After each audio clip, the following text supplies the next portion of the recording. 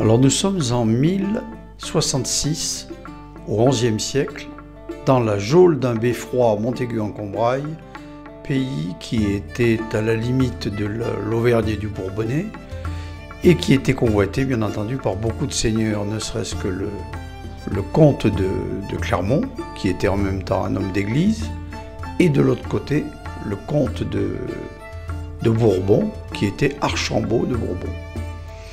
Ici, vous avez devant vous la fresque, un raccourci, on va dire, de la fresque de la reine Mathilde de Bayeux, qui représente d'un côté le serment d'Harold, qui était l'envoyé d'Édouard le Confesseur, roi d'Angleterre, en direction de Guillaume, qui n'était pas encore le conquérant, qui s'appelait à l'époque Guillaume le Bâtard, duc de Normandie.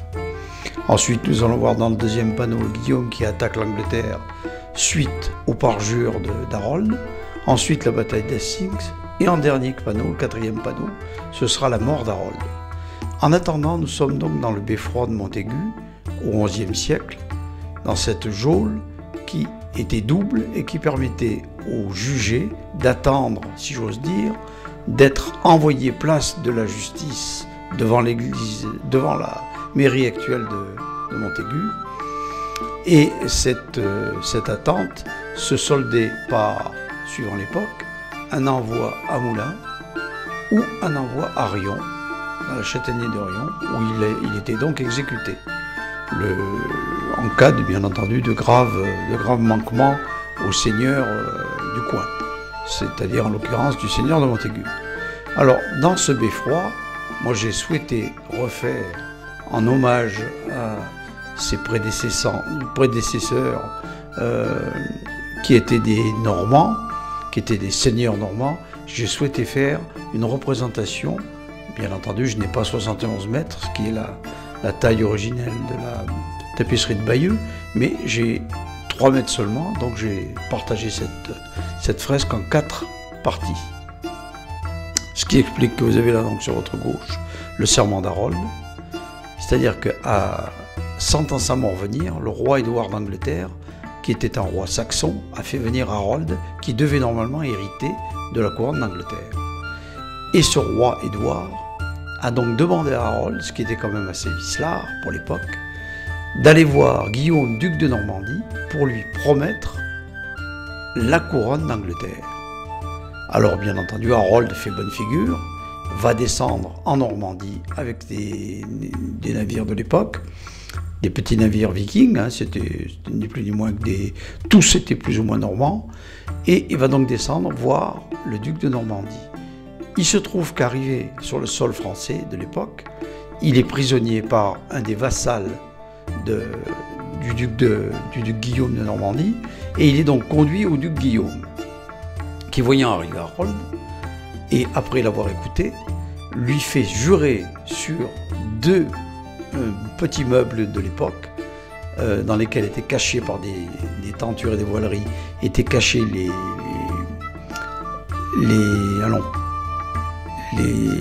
têtes de Radulf et Rassilf, 2 saints normands. Il lui fait jurer à Harold au cas où va décéder donc Édouard, lui, Harold, ne se présentera pas, étant pourtant successeur sur le trône d'Angleterre, ne se présentera pas contre Guillaume. Ce que fait Harold, il jure, sans savoir bien entendu qu'il jure sur les reliques des saints. Ce serment aurait eu lieu à Bayeux, d'après les textes. Ensuite, dans le deuxième panneau, on voit que Guillaume attaque l'Angleterre parce qu'entre-temps, Édouard le Confesseur, pourquoi le Confesseur? Tout simplement parce que c'est le premier roi saxon qui avait épousé la religion catholique. Et on voit donc Guillaume qui attaque l'Angleterre parce que Harold s'est rendu parjure. À la mort de fameux Édouard, il n'a pas respecté son serment et il a prétendu être le futur roi d'Angleterre, ce qui n'a bien sûr pas plu à Guillaume. Il l'a accusé de parjure, il était voir Henri Ier qui était roi de France et il lui a demandé des troupes, ce qui lui a été accordé. Henri Ier n'en attendait pas autant. Alors Henri Ier a donc prêté des Français, des soldats français. Le duc Guillaume a donc aussi pris des Bretons dans ses rangs, qui étaient ennemis héréditaires des Saxons. Et il avait sa propre armée, bien entendu. Avec ces 3 armées réunies, il a équipé environ 700 bateaux et ils sont montés à l'assaut de l'Angleterre. Dans le 3e panneau, vous avez la bataille d'Hastings.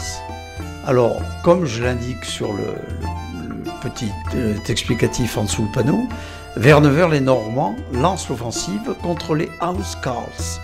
Alors les Housecarls, c'était des guerriers d'élite, une espèce de, comme on peut dire, de guerriers qui étaient payés par les Saxons pour aller en première ligne défaire les ennemis, parce que c'était des guerriers terribles. Les Danois, c'était ni plus ni moins que des Vikings, il ne faut pas l'oublier, qui étaient équipés en côte de maille, en francique, avec la double hache ou la hache simple, mais terriblement efficace pendant les combats, puisque le fer était ajouré, on pouvait se battre du lever du soleil au coucher du soleil, et ils se combattaient toujours en rang très serré, à tel point que lorsqu'un homme était mort, on le dit, c'est la légende qui le dit, les rangs étaient tellement serrés qu'il ne tombait pas à terre, il ne pouvait pas tomber à terre. Donc en face, c'était bien entendu la désolation, parce que aussi bien les flèches que les lances ne faisaient quasiment pas de victimes, on avait l'impression qu'ils ne faisaient pas de victimes.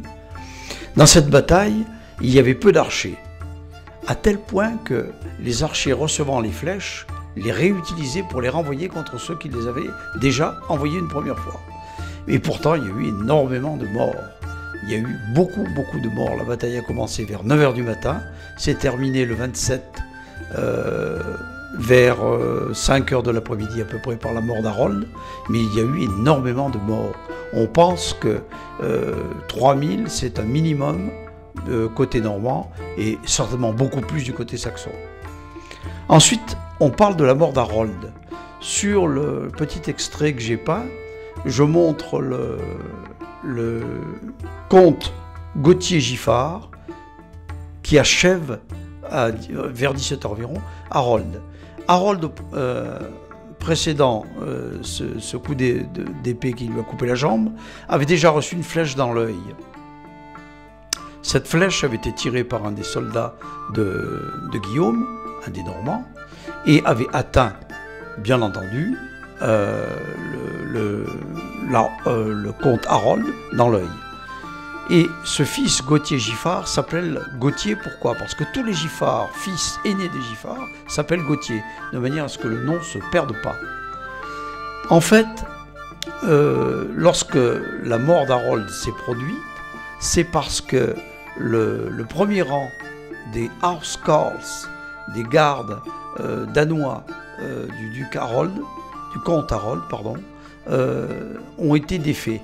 Mais tout d'abord, il faut savoir que le Fyrd, c'est-à-dire c'est les paysans qui étaient réquisitionnés, qui ne savaient pas se battre, mais qui étaient très courageux puisqu'ils étaient saxons, ils adoraient la bagarre, et ils avaient d'abord été décimés parce que le duc Guillaume de Normandie avait su les attirer en dehors d'une colline sur laquelle se défendaient les Housecarls et qui protégeaient bien entendu Harold.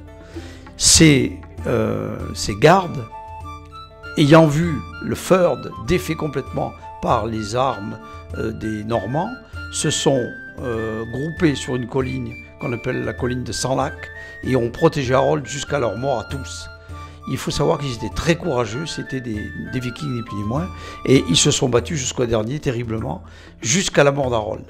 À partir du moment où Harold est tombé et qu'il a eu la jambe coupée par Gauthier-Giffard, qui a gardé sa jambe d'ailleurs en trophée, contre la vie de Guillaume de Normandie, à ce moment-là, les Housecarls restant en vie se sont sauvés et ont emmené avec eux les quelques soldats qui ont échappé au massacre.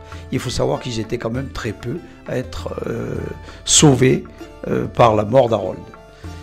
Harold est mort vers 17h, c'était la fin de la bataille d'Hastings et la fin du camp d'Harold, puisque là, Guillaume, à partir de ce moment-là, est devenu le conquérant, est devenu roi d'Angleterre. Duc de Normandie, roi d'Angleterre. Voilà. C'est ainsi que s'est terminée cette magnifique bataille qui a permis à un Normand de devenir roi d'Angleterre et qui a donné après, par la suite, toute une lignée de souverains normands, français, comme Henri II Plantagenet, qui était le père du lion, comment il s'appelait donc, Richard Cœur de Lion, et qu'on a confondu souvent avec le roi Arthur, parce que son histoire était très proche de celle imaginée par des poètes de l'époque. Parce qu'on était quand même très librement dans la poésie aussi à cette époque de chevalier.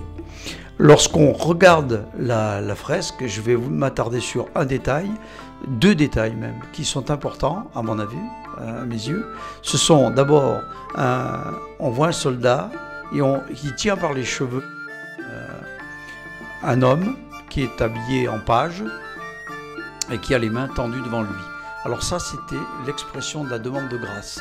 Il demandait pitié au soldat qui n'en aura pas, parce que le page n'a rien pour lui. Il n'a rien, il n'a pas de bourse, il n'a pas d'armure, donc il aura la tête coupée et sa tête servira de trophée. Ensuite, vous avez un peu plus bas, on voit à côté des archers, on voit des hommes, des soldats, des valets de pied qui enlèvent les armures à des soldats qui sont morts, d'Auskarls ou d'autres gars d'Harold, des gardes d'Harold qui sont morts. Et c'était la seule façon qu'avait un chevalier à l'époque de se payer dans ses combats, c'était de prendre l'armure qui était une richesse sur pied, on peut le dire. L'homme tombe, mais c'était une véritable richesse, cette armure, puisqu'il fallait énormément d'argent pour en faire fabriquer une. Voilà, vous avez devant vous un peu le raccourci des 71 mètres de la tapisserie de Bayeux, que la reine Mathilde avait patiemment construite à la suite de cette bataille épique. Voilà.